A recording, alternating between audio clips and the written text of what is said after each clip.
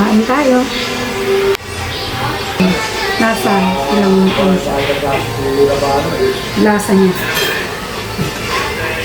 So guys, ito talaga yung hinahanap ko na biko. Yung sakto lang yung pagkalapot niya guys, hindi parang lugaw. Yung kadalasan yung mga biko na parang malugaw na lang guys, kunti na lang malugaw na. So ito yung hinahanap ko guys, medyo sakto lang yung pagkaluto. So titikman natin.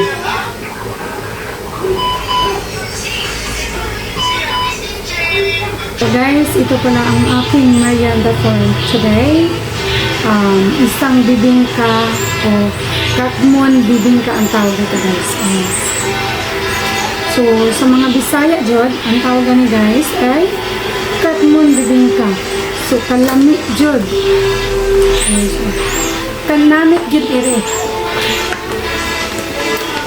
So masarap itong parisan kapag with hacho o tabliya guys.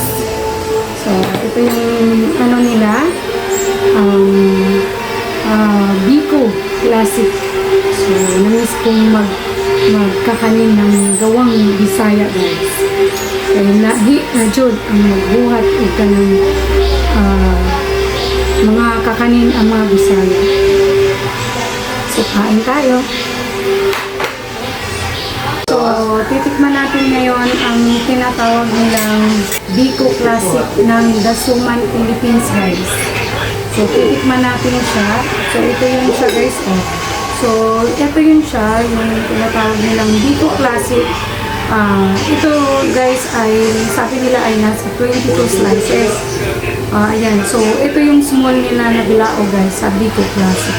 499 na. So, may Biko Classic ka na. So, titikman natin to guys. From 10, titingnan natin kung nasa ilang lasa niya. So guys, ito talaga yung hinahanap ko na biko. Yung sakto lang yung pagkalapot niya guys, hindi parang lugaw. Yung kadalasan yung mga biko na parang malugaw na lang guys, kunti na lang malugaw na.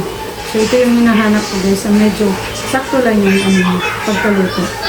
So titikman natin.